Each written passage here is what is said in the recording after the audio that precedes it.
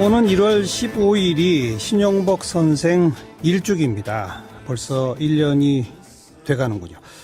벌써 눈물이 날라고 그래요. 한국 근현대사의 질곡을 온몸으로 겪으시면서 통찰과 울림으로 우리 사회의 거울이 되어주셨던 분.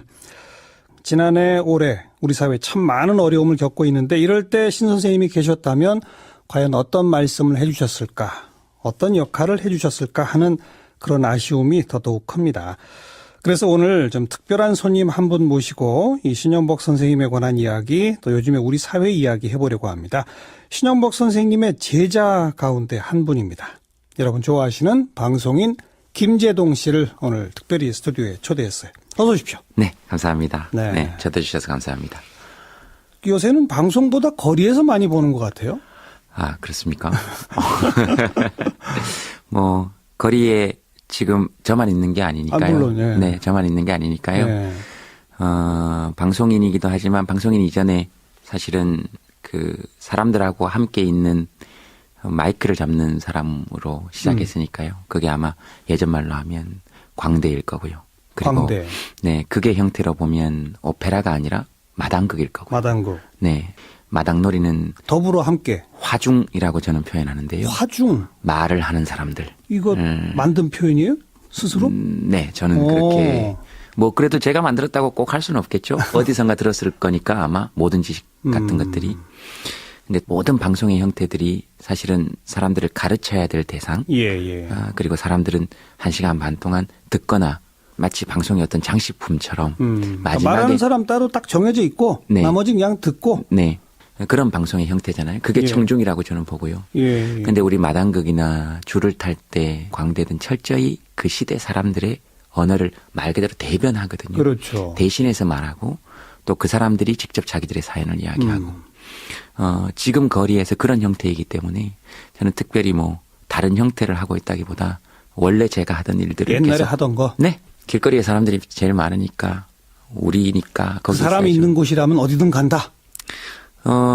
사람들이 있는 곳이라면 제가 어디든 간다기보다 네. 사람들이 거기 모여있으면 거기가 제일 재밌지 않을까요? 예. 네, 거기가 제일 좋고 요즘 제일 태극기 모여 있는 데는 잘 안 가시죠? 근데 태극기가 글쎄요.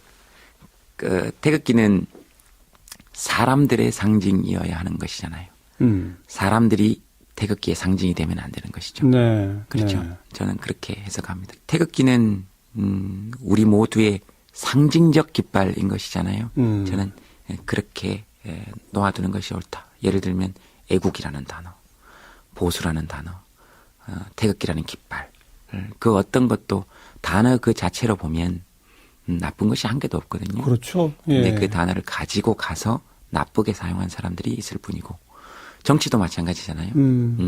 정치라는 단어는 좋은 단어인데 그걸 누구에게 맡겼을 때 네. 좋은 정치가 되느냐 나쁜 정치가 되느냐. 그래요. 옛날 유신 때 이럴 때는 말이에요. 네. 법정에 피고인들이 서서 애국가를 부르면 경위들이 와서 입을 틀어 막았어요. 그리고 그 당시에는 80년대까지만 해도 네. 대학 교정에서 태극기를 흔들려고 그러면 붙잡혀 갔어요. 네. 그러니 참 이렇게 태극기라는 거 하나가 시대에 따라서 상황에 따라서 장소에 따라서 다 다른 의미를 갖는 거 아니겠습니까? 네. 미묘해요. 이런 거 보면. 네. 거리에서 사회를 보고 하면서 주로 만민 공동회식에 네. 이 자유 발언 네. 이렇게 뭐 나와서 하시고 네. 뭐 그때 이제 중간중간 추임새 넣고 분위기 만들고 이제 그런 역할을 주로 하시잖아요. 네. 깜짝깜짝 놀라지 않아요? 나와서 발언하시는 분들 얘기를 들으면서. 엄청 재밌습니다. 재밌죠. 네, 엄청 재밌고 시인도 나오고요. 시인도 나오고 그 다음에 어린이, 그러니까 시인이 전문 시인이 아니고요. 네. 본인이 적어오신 거 그렇게 해서 사람들이 앵콜을 요청하기도 하고. 그러니까 가끔 그런 만민공동회를 보면서 사람들이 그런 얘기를 하거든요. 우리나라 사람들이 이렇게 말을 잘했나. 그러니까. 근데 저는 반대로 생각해야 된다고 생각해요. 예. 이렇게까지 사람들에게 마이크를 주지 않았나. 아, 말할 기회를 안 줬을 뿐이다. 네, 이렇게까지 사람들에게 말할 기회를 주지 않았었구나. 거기로 돌아가야 한다고 생각해요. 마이크, 그러니까 말할 권리. 우리 하다못해 노래방에서도 사장님은 한 2곡씩 하잖아요. 그리고 2절까지 하고. 네. 근데 보통 조금 이렇게 낫다 싶으면 1절 하고 눈치 보고 꺼야 되거든요. 분위기 안 좋으면. 예. 그런 마이크가 결국은 말할 수 있는 시간의 차이가 저는 권한의 차이로 드러났다고 생각해요. 그게 시대적으로 나타난 건 투표권. 투표권. 그게 네. 말할 수 있는 권리잖아요. 그렇죠. 참정권이라는 정치적 것이. 발언의 기회죠. 참정권이고 그런 게 투표권이었고 지금으로 투표권이 지금 시대적으로 완료가 되었다고 보면 사실은 지금은 발언권을 돌려줘야 하는 시대인 거라고 생각해요. 미디어의 시대라고 하니까요. 예. 그 미디어에서 말하는 사람들 소수가 정해져 있고요. 요새 이제 1인 미디어 시대가 돼서 그건 점점 확장이 돼가고 있죠. 사실 네. 또. 확장이 되어가고 있음에도 불구하고 사실은 1인 미디어 시대에서 오히려 주류 미디어가 던져준 의제들을 가지고 우리가 소화해내는 1인 미디어 시대가 되면 안 되는 것이니까. 그렇죠. 자기 걸 만들어야죠. 네. 1인 미디어들의 목소리가 주류의 미디어들을 주도해 나갈 수 있는 시대의 초기에 있다고 저는 생각해요. 그런 시대가 이제 오고 있다. 이미 진입했다고 생각해요. 이미 진입했다. 네. 그게 4차 산업혁명이잖아요, 사실. 그게 4차 산업혁명이잖아요. 네. 그런 촛불 집회나 뭐 이런 주최 측에서 주로 김재동 씨를 이렇게 와달라고 초청하는 거죠? 내가 가겠게요. 손든 건 아니죠? 일단 무료니까 지금 그렇게 하는 것 같고요. 이렇게 무료다 그러면 딴 데서 자꾸 무료라 그러니까 그러시면 안 되고요. 광화문 촛불 집회만 무료다. 그리고 1년에 한 30에서 40회 정도는 무료 강연 정도 합니다. 많게는 50회 정도 하고요. 재능 기부는 정확히 제가 결정했을 때 재능 기부인 거니까. 거기까지 하는 거죠. 네. 그래야 돈 받아야 우리 지금 식구들 먹여 살리고. 네네 하고. 회사도 운영해야 되고. 네. 근데 만민공동회는 그렇게 처음에 제가 만민공동회라는 이름을 결정 지었을 때, 그 이름을 결정 지었을 때, 이게 사실 서재필 쌤께서 하신 거잖아요. 예. 그리고 고종이 처음으로 어찌됐든 나와서 호통만 치고 돌아가긴 했지만, 그리고 보부상들을 동원해서 만민공동회에 나온 사람들을 폭행하긴 했으나, 결론은 그렇게 됐으나, 최초로 시민들이 군항을 광장으로 끌어낸 행사거든요. 그래서 그 만민공동회의 완성판, 결정판. 그때는 끌어내기만 했지만 이번에는 네, 확실히 결정 짓고 내려가게 해야 되지 않겠습니까? 네. 그래서 처음 시작한 거예요. 1월 달에 좀 계속 또 갑니까? 촛불 집회 매번 갑니까? 이제 그 다른 소도시들 6군데 정도 있습니다. 그분들은 또 상대적으로 광화문 광장보다 열악하죠. 집중받지 못했잖아요. 그렇죠. 하지만 그래서 오히려 그분들의 열정이 더 소중한 거 아닐까요? 네. 그러니까 가서 우리 잘하고 있다. 네. 그리고 우리가 옳다. 이런 거 서로 확인하는 건 앞으로 길게 우리의 목소리를 내는데 길게 행복하게 가는 데는 되게 필요한 일 같아요. 그리고 제가 그게 또 즐겁기도 하고요. 재미있고 즐겁고. 네. 그 제주도 요번에 만민공동회 갔는데 비 왔었거든요. 예. 그래서 거기 주최하시는 분께서 아이고 이거 사람이 안 오면 어떡하냐. 그래서 우리끼리 모여서 그렇게 결론을 내렸어요.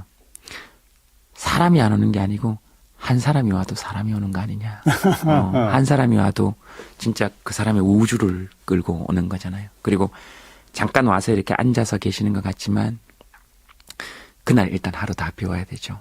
그 다음에 아이들 데리고 나오시는 분들은 아침부터 기저귀 챙기고 유모차 챙기고 비 오는 날 비워 챙기고 차 타고 그 다음에 거기까지 걸어오시고 그 다음에 비 오는 날은 서서 비 맞는 저보다 거기 실제로 앉아있어 보면 그 바닥에서 한기가 올라와요. 그럼요. 네, 이 바지가 젖고 아무리 비 옷을 입어도 그렇게 앉아 계시는 분들 이렇게 보면 사실은 그 몸짓 하나하나가 다 말이거든요. 눈물도 말이고, 그리고 침묵도 말이고, 그 공간을 점유하고 있는 한 세계가 다 말이고, 그런 거 보는 건 저에게도 굉장한 희열이고, 기쁨이고, 그리고 묘한 해방감 같은 거 있고요. 그리고 굉장히 짜릿한 연대감 같은 거 있고요. 그런 거 서로 확인하는 일은 정말로 행복한 일이에요. 천상광대시군요. 사람들 많은 곳 무대 위 가면 기분 좋아지시는. 네.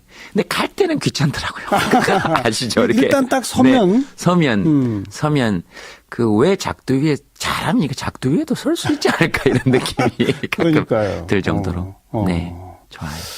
네. 자, 오늘 모신 게 신윤복 선생의 제자 가운데 한 분으로 네, 네. 오늘 모셨는데 직접 수업을 들으셨죠? 네, 쌤 수업, 고전 수업 들었어요. 네. 저 학점은 잘 나왔어요? 학점 쌤께서 잘 안 주셨어요. 잘 안 주셨는데 수업은 열심히 들어갔습니까? 네, 쌤은 저 잘 봐주셨어요. 수업 열심히 들어갔다기보다 수업에 들어간 학생들을 술 열심히 사줬어요. 술 열심히 사주고 꼭 거기 뒷동산이 있거든요. 거기 가고 그다음에 선생님이 그 요청하시는 다른 외부 강연 같은 거 거기 가서 또 같이 하기도 하고 많이 그 그랬어요. 학교에 편입하신 건데 네. 그 전부터 신현보 선생님과 알고 계셨죠? 네, 선생님 알고 있었죠. 책으로. 그리고 엄청 뵙고 싶어서 어떻게 하면 선생님 가까이서 좀 뵐 수 있을까?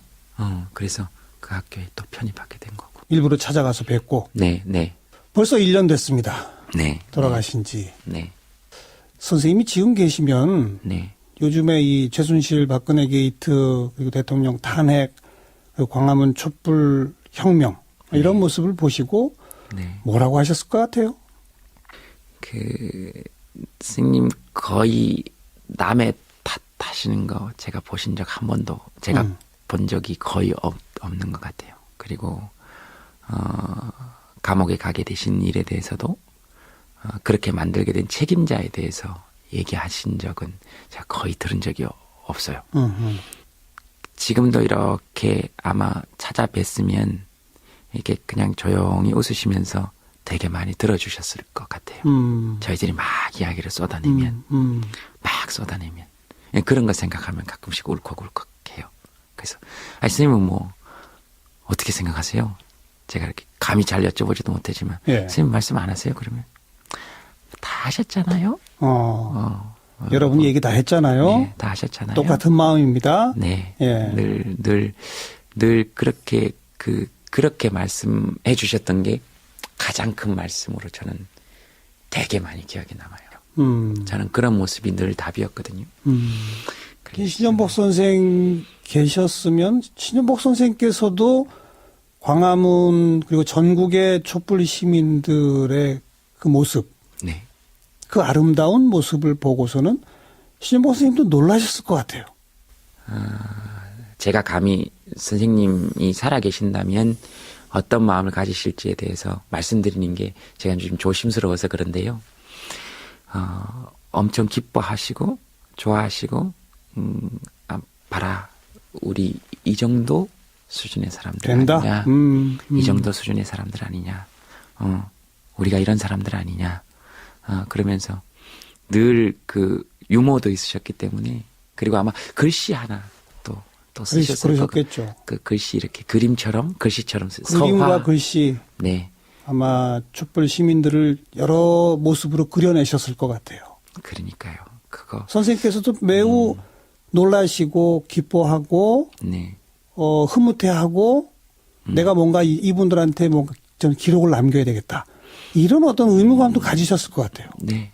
또 아마 글씨 쓰시고 그림 그리시고 편찮으셨겠지만 또 아마 그렇게 하셨을 것 같아요. 그렇게 조용히 그렇게 막 하다가 우리 지쳐서 가면 늘 가서 우리가 자랑해도 들어주시고 원망해도 들어주시고 그러셨어요. 아마 그런 또 아랫목 같은 역할도 해주시지 않으셨을까.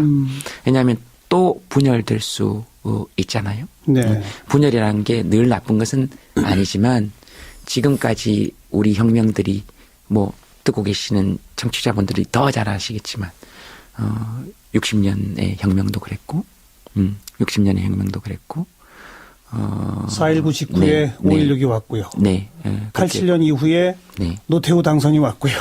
네. 그리고 서울의 봄 이후에 전두환이 왔고요. 그렇죠. 네.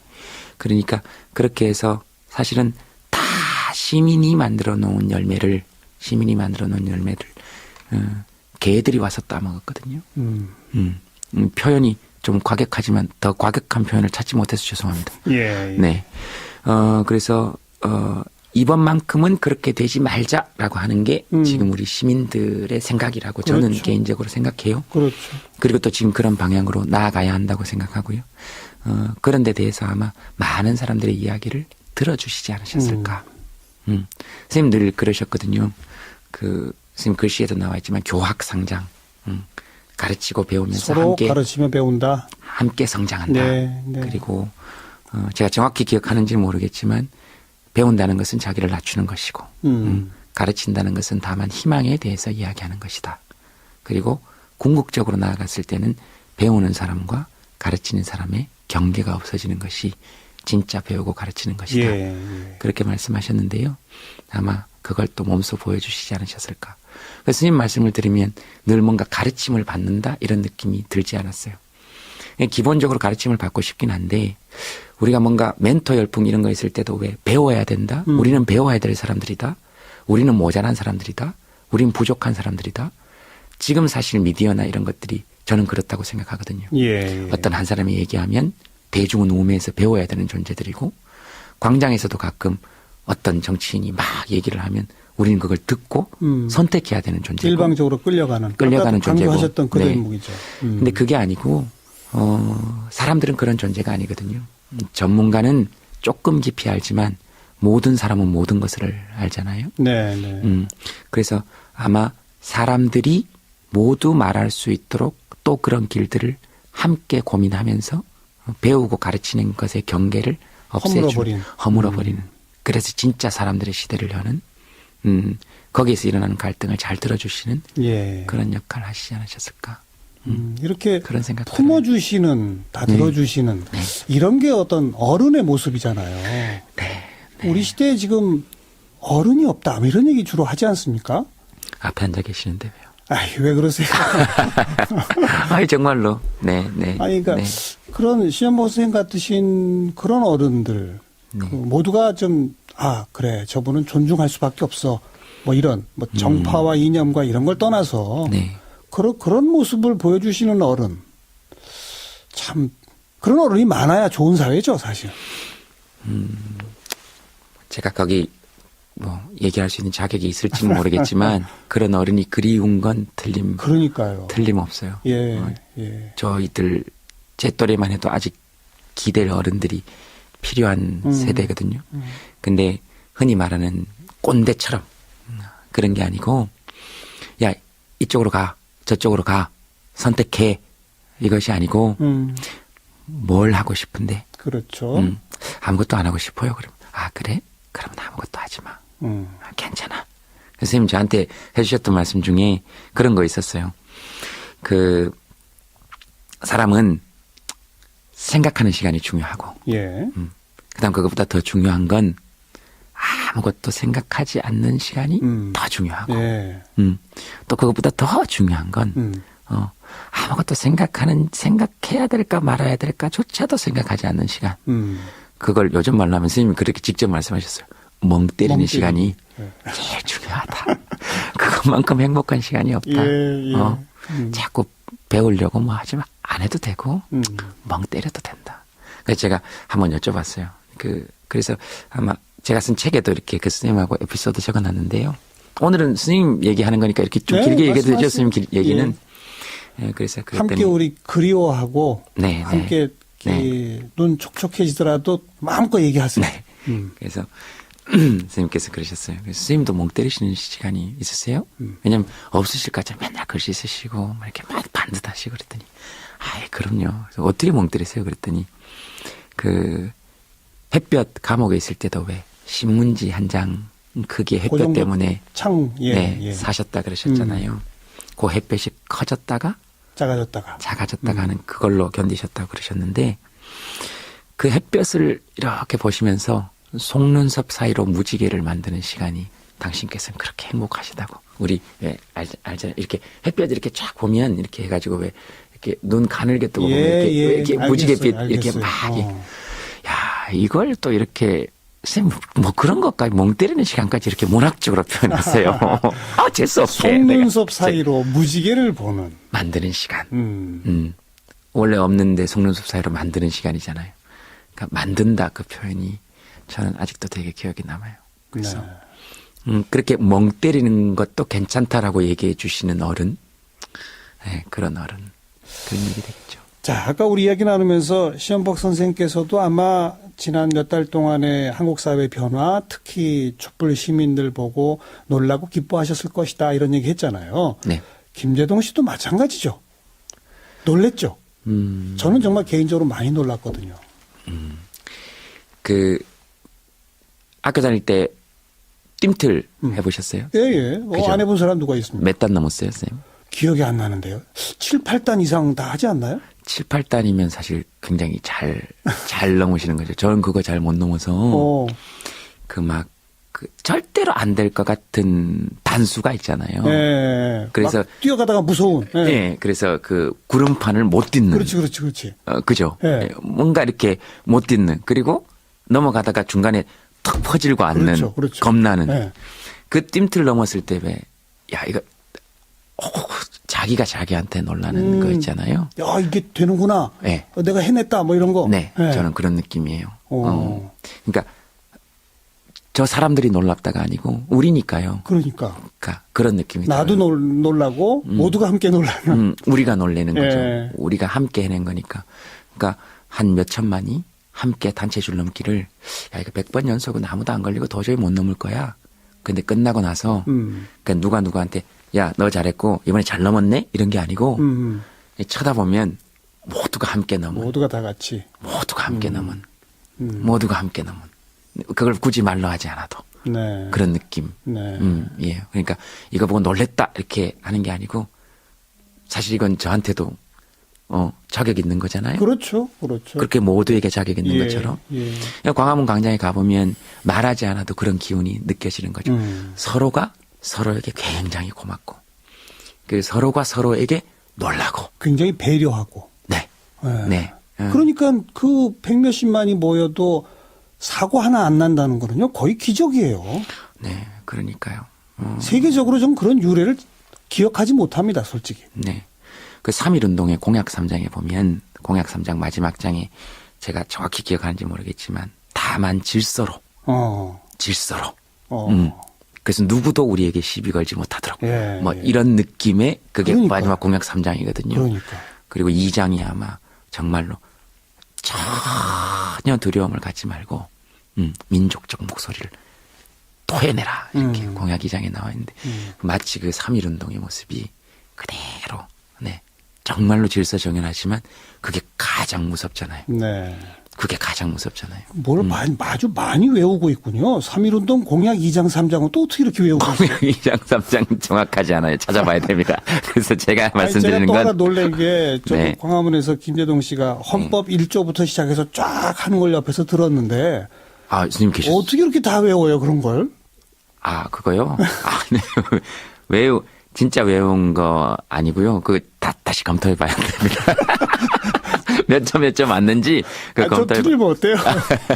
검토해 봐야 되는데. 근데 저는 한 4-5개 하고 말 줄 알았더니 네. 아니 한 30몇 개까지 가던가? 그 시 같았어요. 제가 처음 읽었을 때 헌법을? 네, 헌법이 시 같았고 제가 제일 처음 먼저 접한 헌법 구절이 문주석 판사가 쓴 칼럼 중에서 예. 헌법 구절만 이렇게 몇 개 나눈 거기서 이렇게 그냥 이렇게 스쳐 지나가면서 보다가 그 37조 1항인데요. 예, 이건 제가 정확하게 기억합니다. 37조 1항인데요. 거기 그렇게 돼 있었거든요. 국민의 자유와 권리는 헌법에 열거되어 있지 아니하다는 이유로 경시되지 아니한다. 네. 근데 그 구절을 딱 읽는데 저는 그런 느낌이 들었어요. 비웃으실지 모르겠지만 근데 저는 헌법의 최종 해석권은 변호사나 검사에게 있는 것이 아니라 시민 모두에게 있어야 한다고 생각하거든요. 왜냐하면 시민 자체가 헌법이니까. 네.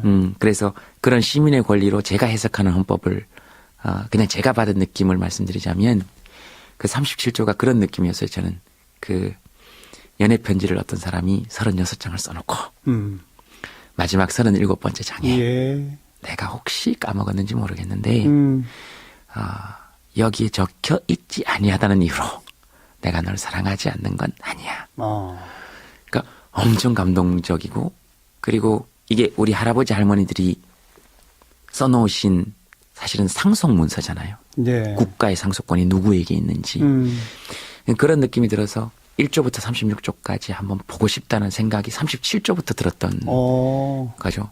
그래서 1조 1항, 1조 2항 거기 보면 권력 나오잖아요. 모든 권력은 국민으로부터 나온다. 근데 그 1조 이항의 권력이 한 번만 나오고 나머지에는 130조까지 한 번도 안 나오더라고요. 딱 한 번 등장해요? 권력이란 단어가? 권력이란 단어는 딱 한 번만 나옵니다. 예, 예. 나머지는 다 권한이. 다 사법부의 권한, 행정부의. 그래서 대통령 권력 대행이라 그러지 않잖아요. 대통령 권한 대행이라 그러고. 그래서 그거 읽으면서 제가 들었던 생각은 권력 교체 이런 말 사실은 다 반헌법적 표현이라고 생각해요. 권한 교체. 권한 교체. 네, 사법 입법부 권력 교체 아니고 입법부 권한 교체. 모든 권력은 국민에게 있다. 모든 권력은 국민에게 있다 정도가 아니고 권력이라는 단어를 그러니까 권력은 자의적으로 쟁취할 수 있는 걸 뜻하잖아요. 권한은 타인에게 위임받은 것이고요. 그렇죠. 권력은 자의적으로 행사할 수 있는 거잖아요. 그러니까 국민 이외에는 권력 자체를 잡을 생각을 하면 안 된다 하는 게 저는 우리 헌법 정신이라고 생각해요. 이야, 뭐 우리 그냥 흔하게 네. 뭐 권력 투쟁, 네. 권력자들 네. 이런 말 많이 쓰는데 다 잘못된 말이군요. 네. 권한 투쟁. 어. 네. 권력은 오로지 시민들만 자의적으로 사용할 수 있는 단어인 거죠. 그래서 가끔씩 국회의원들 왜 어깨 힘줄 때 그런 얘기 하잖아요. 국민, 개개인이, 헌법기관이다. 네. 맞는 말인데요. 사실은 국민들은 개개인이 권력기관입니다. 그리고 헌법 그 자체고요. 예. 그러니까 그런 게 딱 들어오면 사람의 어깨 힘이 탁 들어가잖아요. 그리고 헌법 전문에 보면 유구한 역사와 전통에 빛나는 우리 대한국민은 이렇게 시작하는 것도 저는 굉장히 가슴에 와닿았어요. 그래요. 제가 처음 기억나는 거는 그 성주에 사드 배치 반대하러 내려갔을 때요. 경북 성주. 네, 그때 내려갔을 때 헌법 얘기하려고 내려간 게 아니거든요. 그때 그냥 거기서 고등학교 선배님이 야, 한번 와라, 네가 와야 되겠다. 그래서 내려가서 거기 있다가 되게 열받았었어요. 왜냐하면 그 올라가기 전에 이렇게 하고 있는데 어떤 어머님이 오셔가지고 저를 막 끌어안고 우시는 거예요. 아이고, 내보고 빨개 일한다. 종북 일한다. 무서워 죽겠다. 할머니가? 네. 처음 들어보시는 그렇죠. 얘기잖아요. 우리 얘기 좀 해달라고. 예, 예. 근데 엄청 열받았어요. 화가 나죠. 네, 엄청 열받았고. 그래서 이렇게 올라갔는데 그냥 딱 보는 순간 헌법 생각이 났어요. 어머님, 아버님들 이렇게 아스팔트 저녁 드셔야 될 시간에 아스팔트 바닥에 앉혀놓으면 예. 이거 주권자들에 대한 대우 아니니까 이게 헌법 1조 1항 위반인 거다. 민주공화국의 뜻이 뭔데 쌀을 나누어 먹는 나라. 누구도 동시에 자기 의견을 말할 수 있는 나라. 그러면 위반이고 2조 국민이 되는 요건을 갖춘 사람들이 대한민국에 배치되는 무기 체계에 대해서 얘기할 수 있는 자격이 없다? 그러면 이거 헌법 2조 위반이고 예, 예. 이렇게 행복하지 못하게 하면 헌법 10조 행복주권 위반이고 저절로 막 나오는군요. 하나씩 하나씩. 그 모습들을 보면 어떤 헌법을 위반했는지가 그냥 눈에 보이죠. 정말. 게다가 그 할머니가 평생 처음 나보고 빨갱이래 이런 소리 들었다는 것은 그럼요. 아닙니다. 할머니가 권력자십니다라는 말 해드려야죠. 네. 네. 그래, 다 자연스럽게 헌법으로 연결이 되더라. 네. 네. 그렇군요. 헌법 전체를 통틀어도 거기부터 시작된 예, 거군요. 국민이 지켜야 될 법이 아니고요. 헌법은 제가 읽기로는 그렇거든요. 국가가 정부 기관들이 예. 해야 할 일들 네. 그러고죠. 국가가 국민을 위해 국민의 권력을 지키기 위해서 어떤 권한을 행사해야 되는지를 써놓은 거거든요. 그래서 그들이 지켜야 될 법이에요, 사실은. 맞아요. 네. 그래서 네. 지금 이제 2017년 1월 그리고 몇 달 후가 될지 이른바 권한을 서로 뺏고 빼앗기기 위한 선거 뭐 이런 것들이 이제 예정돼 있는 네. 이 시대 2017년 1월 대한민국이 시민들이 만든 열매를 시민들의 것으로 계속 키워가기 위한 첫 번째 과제는 뭐예요? 첫 번째 과제는 지금 이미 시민들이 이야기하고 있는 말씀하시고 계시는 것 중에서 다 있다라고 저는 생각해요. 예, 예. 지금 만민공동회를 통해서 엄청나게 많은 정책들이 쏟아져 나오고 있는 예. 거거든요. 예. 만민공동회뿐만 아니라 촛불 집회에서도. 첫 번째는 적어도 한반도 내에서의 대한민국의 주도권 회복. 북한에 대해서 경제 제재를 할 거냐 아니면 대화를 할 거냐. 거기에 대한 주도권을 회복하자는 것이죠. 예. 그러니까 제재냐 협력이냐 양분되는 문제가 아니고 그것을 결정할 수 있는 주도권을 대한민국이 쥐어야 된다는 예. 게 가장 예. 지금 많이 나오는 거 아니에요? 사드 배치도 마찬가지죠. 사드가 만약에 정말로 필요하다면 중국이 반대한다 해도 설치할 수 있어야 해요. 물론이죠. 근데 사드가 만약 정말로 필요하지 않다면 미국이 하라 그래도 하지 않을 수 있어야 되거든요. 그런 대한민국의 주도권. 그런 대한민국의 주도권이고 그리고 그것이 필요하다고 하더라도 국민의 허락을 최종적으로 구하겠다는 헌법적 정신을 가진 권한이 필요한 것이죠. 예. 좋습니다. 그게 1번이고. 그게 1번이고요. 지금 두 번째는 경제의 시민 주도권 회복인 것이죠. 예. 그게 지금 나오고 있는 게 최저임금 10,000원. 그다음에 재벌들에게만 집중되어져 있는 경제 정책들. 이런 것들이 시민들 위주로 경제 정책이 재편되어야 한다는 것이죠. 그렇죠. 최저임금 10,000원 같은 건 자영업자분들은 지금 당장 힘드실 수 있으니까 지금 현재 최저임금은 자영업자들이 지급을 하고 그다음 나머지 10,000원 정도의 차등 부분 적어도 3,000원 정도 되는 부분은 정부에서 한시적으로 보조하는 방안. 뭐 정책 패키지로 네. 이미 다 있어요. 네, 그러니까 자영업자들 지원하기 위한 방법들이. 그렇게 되면서 나오는 여러 가지 누구도 상처받지 않는 방안. 다만 우리를 위한 경제 정책을 만들어내달라. 좋습니다. 경제에서의 시민 네, 주도권. 경제에서의 시민 주도권 회복. 세 번째는 세 번째가 정치에서의 시민 주도권 회복이 되겠죠. 예를 들면 국회의원 탄핵권은 지금 현재 셀프 탄핵 외에는 방법이 없는 것이죠. 자기들끼리 3분의 2가 동의해야 제명하는데 예. 그런 일은 거의 없을 거라고 봐야 된다는 것이죠. 그러니까 국민들한테 그것도 줘야 한다. 네. 국회의원 탄핵권. 예를 들면 당선 1년 후에는 지역 주민의 과반수 발의, 과반수 찬성이면 국회의원은 탄핵한다. 시민 소환제 뭐 이런 네. 것들이죠. 네. 그런 게 헌법에 명시되어야 하는 것이고 대통령 탄핵도 마찬가지죠. 지금 최종 권한은 헌법재판소에 있다는 것이죠. 네. 물론 국민의 대의기관인 국회에서 탄핵 절차를 밟긴 하지만 65조에 그렇게 명기되어 있는데 65조에 국민 대통령 탄핵권 같은 것도 함께 명기가 되는 것이 옳다. 그러니까 국민의 대통령 당선 1년 후 국민의 3분의 2가 발의하고 유효투표 예를 들면 유효투표 3분의 2가 찬성하면 조금 까다롭고 엄격한 것이죠. 왜냐하면 함부로 또 역시 탄핵이 해서는 되면 안 되는 것이니까. 예. 다만 명시적으로 국민이 대통령을 탄핵할 수 있는 길을 헌법적 권한으로 열어놓는 것이 그렇게 되면 대통령의 권한은 저는 자연히 분산된다고 봐요. 그 출발선부터 개헌에 대한 얘기를 하는 것이 시민의 정치 주도권 회복의 첫 출발점이 되지 않겠냐. 한반도 내 대한민국의 주도권 확보, 경제에서의 시민 주도권, 정치에서의 시민 주도권. 이것이 지금 시민들이 만든 열매를 더 풍성하게 갖고 가는 길일 것이다. 이게 우리의 과제다. 네. 이런 말씀이고. 되겠죠? 그걸 되게 하려면 네. 지금까지는 카지노 방식의 선거를 한 거거든요.